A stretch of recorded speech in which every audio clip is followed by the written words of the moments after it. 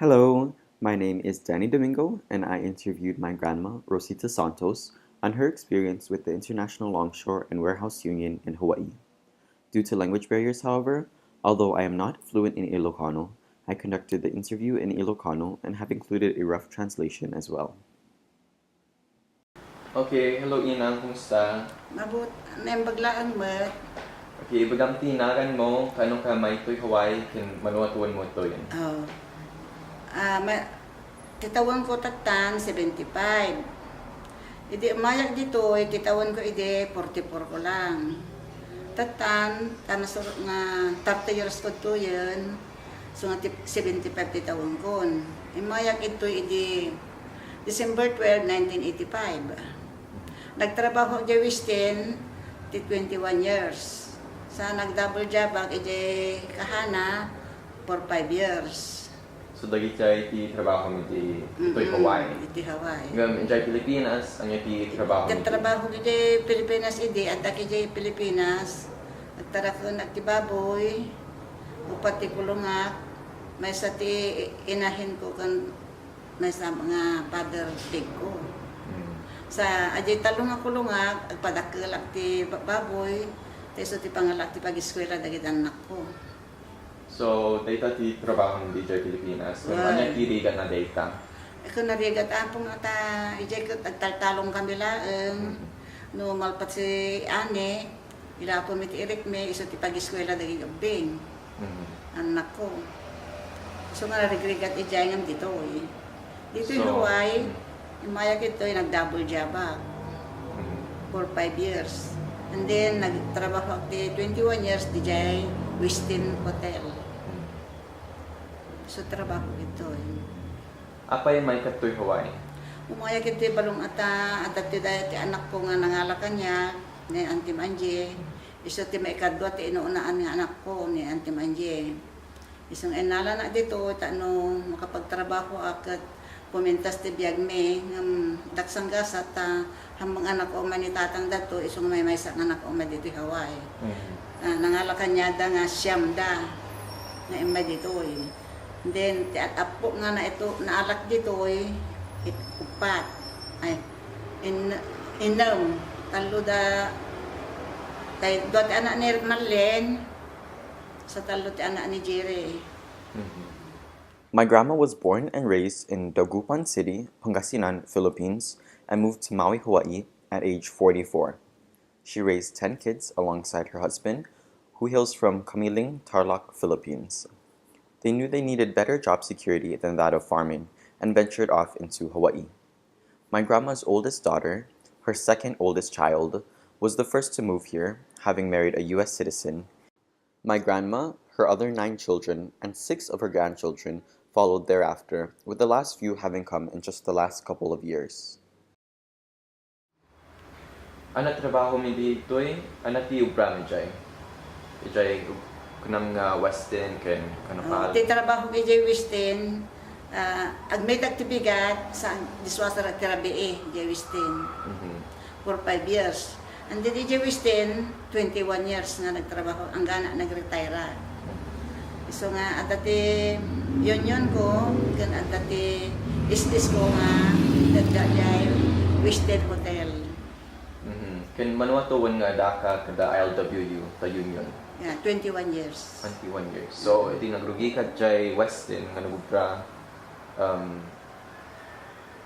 adapay ti ILWU iti. Una, ada nang rogin, ede simragak ijay, ede 1985. 1987, tahan anak astro nga dagos ti trabaho ijay Westin. 1987, ede simragak ijay Westin.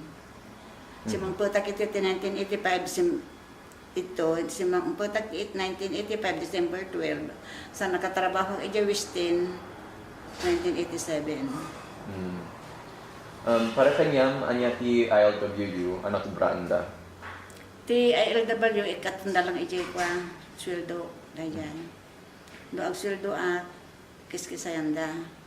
Ti $50 every month.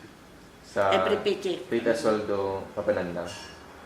Di LW, may sa dayan nga, kasla insurance ko dayan mo. Insurance. Ano ti benefits nga nakaalak ka tinkwada? Ajalaan kwarta. Ajalaan.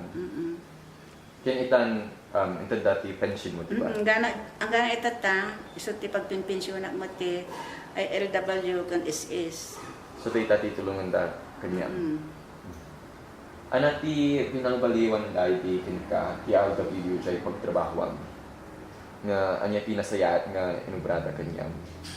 Awan mo, nasyat mo ti patakaran data. Pwede nag-retire ako ng rogi actis ko ng rogi mati ILW ko na intanda mati pensyon ko. So nga dati nagpensyon na. SS kan ILWU. Oh, sumayatitan ito ti ngam awan ti pinaliwan dal nga kasla mayat mas may mayat ti trabaho. Awan, parehas malatanga na siya. My grandma grew up in a family full of farmers and fishermen. When her mother fell sick, she had to drop out of school to help with selling food items to make their living. Her marriage to a farmer was arranged, and she has worked in the fields for about 4 decades. She joined the final wave of immigrants to Hawaii in pursuance of better jobs with good pay. She worked many jobs tirelessly, and thanks to the ILWU, she was not a victim of unfair working conditions. My grandma was able to reap the benefits that were fought for so tirelessly by the individuals who worked under the plantations in Hawaii. Had the ILWU not been around, her story may be different today, and had she not ventured out in search of a new life, she may still be laboring under the daunting sun, day in, day out. Anak tirip nam iti ILWU. Saat naragsak mo ta ado mo ti inted nga pensyon ko ta 400 meron 43 ta every month ko itanda. So at atibukon mo sweldo han ka masapol ti anak mo nga mangitod ti kwarta. Haan. Kaya mo kaditi programa kasla ILWU sa Pilipinas. Wala. Ngayon jay awan kasla job security ngayon. Oh. Agtarakin ka. Okay. Nang paso, nagyang nakinang. Thank you to know. Welcome. The sacrifices my grandma made were hard enough as it is. She moved out to Hawaii, leaving behind her husband and 9 of her 10 kids, leaving them to fend for themselves in the Philippines. Sadly, she lost my grandpa a few months after arriving here in Hawaii, making her trip all the more harder. She toughed it out, living with my auntie's husband, and their 2 kids in a 1-bedroom apartment. Since the ILW had already been formed by the time she started working in Hawaii, her experience working was not too big of a hurdle because she had the battles already fought and won by the ILWU that gave her such great conditions to work in. She is grateful for the opportunities that were given to her that made the sacrifices worth it. Thanks to the extra income from the ILWU today, my grandma has been able to retire without dependence on money from her children. She has been enjoying her retirement alongside her just about complete family. From me, my grandma, and my family, a big mahalo to the ILWU for all you do for our families.